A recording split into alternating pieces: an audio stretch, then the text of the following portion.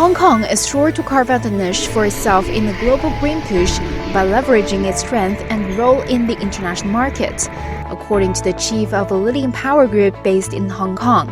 Betty Young, non-executive director of CLP Holdings Limited and chairwoman of CLP Power Hong Kong Limited, underscored Hong Kong's promise in green energy and its potential as a green financial hub in Asia.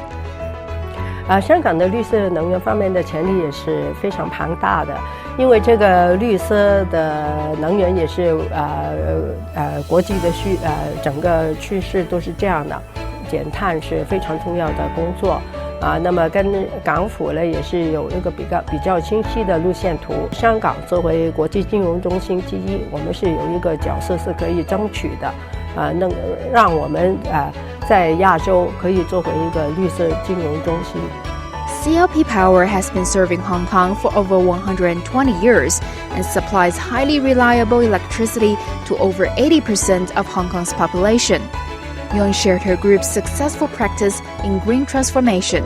including setting up free electric vehicle charging stations and collaborating with the Hong Kong SAR government to launch electric public transport. 我相信很多人都对香港的这些运输的